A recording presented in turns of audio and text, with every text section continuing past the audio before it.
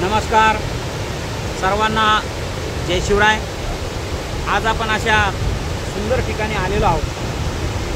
बीड शहरापासून 10 किलोमीटर अंतरावर असलेलं डोकेवाडा साठवण तलाव जो सध्या ओव्हरफ्लो झालेला आहे आपल्याला या ठिकाणी दिसतोय।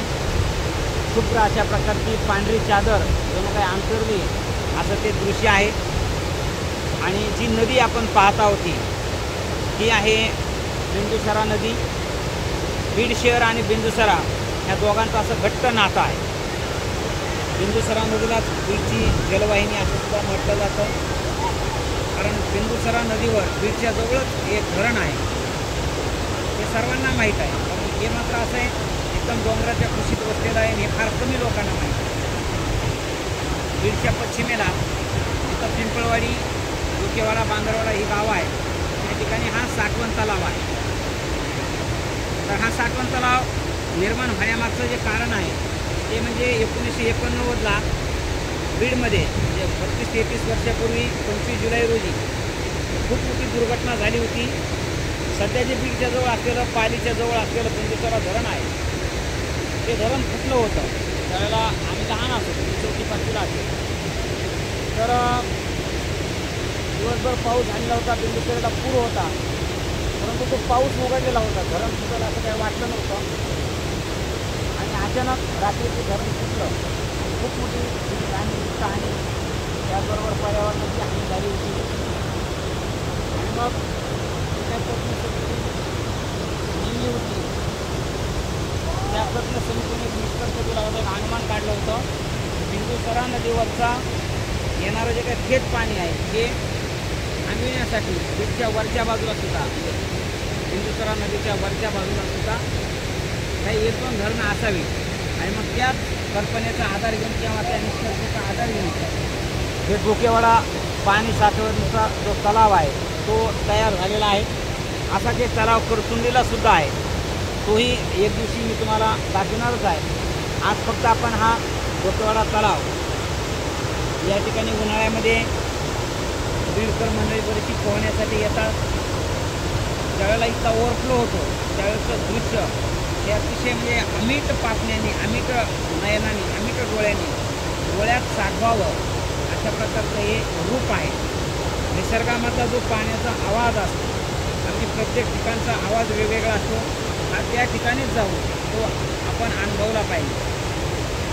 हे बिंदुसरेचं वरच्या अंगाचं असलेलं अतिशय स्वच्छ सुंदर निसर्गाच्या कुशीचं एक पात्र आहे।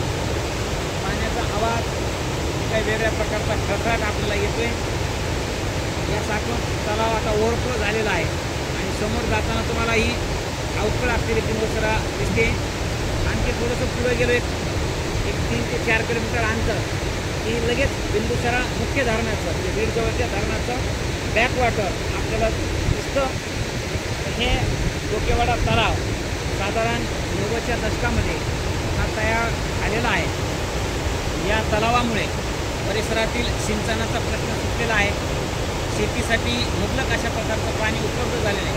म्हणून या परिसरातील शेतकरी दुग्ध व्यवसाय, ऊसाचं उत्पादन, त्याचबरोबर भाजीपाल्यासारखी नगदी पिकं ही सुद्धा घेताना आपल्याला दिसून येतात। अतिशय रमणीय आणि सुंदर परिसर आहे।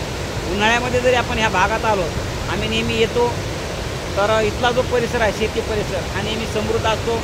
या ठिकाणी भाजीपाला वगैरे घेताना शेतकरी बांधव आपल्याला दिसून येतात। तर बीडसाठी अतिशय जवळ असलेलं हे ठिकाण आहे।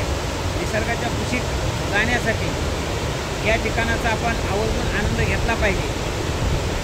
नेहमीच्या वर्दळीपासून, नेहमीच्या लोकवस्तीपासून हे जवळ जरी असलं तरीसुद्धा अगदी माणिक मोती दडून ठेवल्यासारखं, एखादा सुवर्णहार दडून ठेवल्यासारखं निसर्गानं याला स्वतःच्या कुशीमध्ये दडवून ठेवलेलं आहे। जे स्वतः इथपर्यंत चालून येतील त्यांनाच हे विहंगम दृश्य दिसेल। अशा प्रकारचं हा म्हणजे एक प्रकारचा सुंदर नजारा, अतिशय मनमोहक, रमणीय अशा प्रकारचं हे ठिकाण आहे। एकदा ह्या ठिकाणाला आवर्जून भेट द्यावी। डोकेवाडा तलाव याची जी माहिती होती ती माहिती मी आपल्या समोर सांगितलेली आहे। निसर्गरम्य परिसराचं दर्शन तुम्हाला या निमित्तानं झालेलं आहे। अशाच प्रकारची दुर्ग भटकंती, ऐतिहासिक दिनविशेष आणि मला जे जे आवडत ते मी आपल्यासोबत शेअर करत असतो, सांगत असतो. कृपया व्हिडिओला लाईक करा, चॅनलला सबस्क्राईब करा. धन्यवाद. जय शिवराय. आपला दिवस शुभ जावो. आपण जे डोकेवाडा तलावाचं ऐकलं होतं, डोकेवाडा तलावाचा सांडवा आपण पाहिला होता. आणि हे तलावाच्या थोडंसं खाली आलो म्हणजे पिंपळवाडी गावच्या अगदी जवळ हा अशा प्रकारचा एक छोटासा बंधारा केलेला आहे. याच्यामुळं उन्हाळ्यातसुद्धा जनावरांना पिण्याचं पाणी वगैरे उपलब्ध असतं. आणि ज्यावेळेला सांडवा ओव्हरफ्लो असतो त्यावेळेला इथं मस्त मुलं पोहण्याचा आनंद घेतात. आणि ही नदी जी आहे ही बिंदुसरा नदी आहे. ही अशीच वाहत खाली तिथं पुढं मांडवजाळी, मंजिरी आणि तिथपर्यंत बिंदुसरा धरणाचं बॅकवॉटर आलेलं आहे. म्हणजे इथून थोडंसं अंतर पुढं गेलो की लगेच बिंदुसरेचं जे मुख्य धरण आहे बीड शहरातलं म्हणजे पालीजवळचं ते आता इथून खूप जवळ आहे. आणि बिंदुसरेच्याच पाठीमागच्या बाजूला हे डोकेवाडा साठवण तलाव आहे. पुढची जी हिरवळ आपल्याला दिसते ही हिरवळ म्हणजे डोकेवाडा धरणाची भिंत आहे. आणि त्याचा जो सांडवा आहे तो त्याच्यासुद्धा पाठीमागच्या बाजूला आहे की जो आपण अगोदर बघितलेला आहे.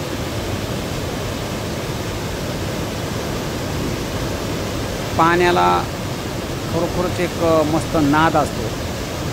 त्याला एक त्याचं स्वतःचं संगीत असतं.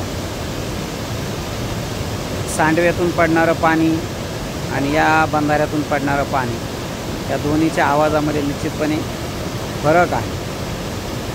निसर्गाला स्वतःची साध असते, स्वतःचा नाद असतो. आणि निसर्गाच्या सानिध्यामध्ये आल्याच्या नंतरच ती जादू आपल्याला पाहायला मिळते. किती सुंदर दृश्य आहे. दुधाचा सागर असल्यासारखं पांढरं शुभ्र पाणी इथं फेसाळलेलं आहे. फेसाळत तरुणाईचा उत्साह घेऊन हे पाणी असं खळखळ पुढं जात बिंदुसरा धरणामध्ये विलीन होणार आहे.